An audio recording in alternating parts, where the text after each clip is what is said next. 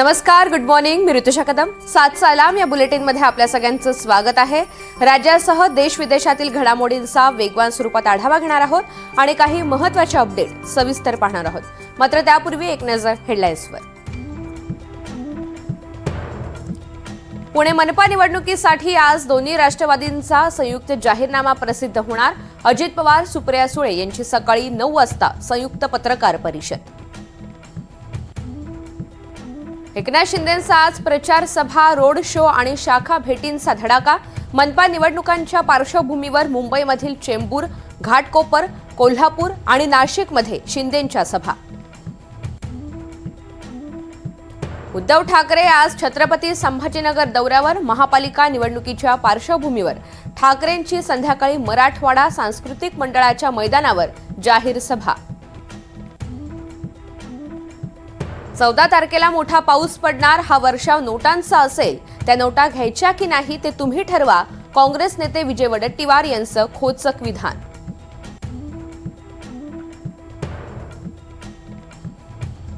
नाशिक दत्तक घेतो बोलले आणि हा बाप पुन्हा फिरकलाच नाही. नाशिकच्या सभेत राज ठाकरेंचा मुख्यमंत्री फडणवीसांवर हल्लाबोल.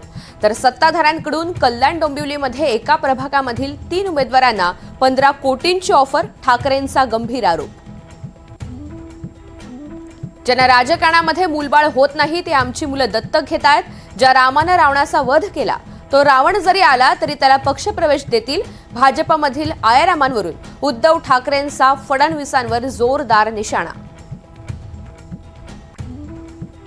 भाजपचं हिंदुत्व खरं आहे की चुनावी?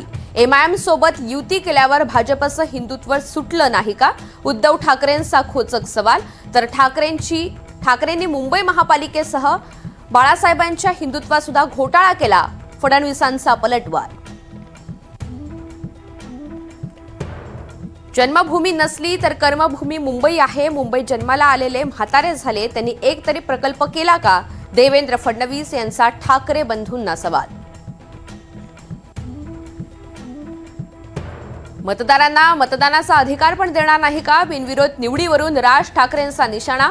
तर उमेदवार बिनविरोध आल्यामुळे विरोधकांच्या पायाखालची वाळू सरकली. शिंदेंचा पलटवार. धारावीकरांना धारावीमध्येच घरं देणार. धारावीमधील व्यवसाय धारावीमध्येच चालणार. मुख्यमंत्री देवेंद्र फडणवीस यांचं आश्वासन. आणि भाजपची अवस्था पिंजरा चित्रपटामधील मास्तराप्रमाणे झाली. जयंत पाटील यांची टीका. तर जयंत पाटलांनी अवस्था नटसम्राट प्रमाणे त्यांची झाली आहे. चंद्रकांत पाटील यांचं प्रत्युत्तर.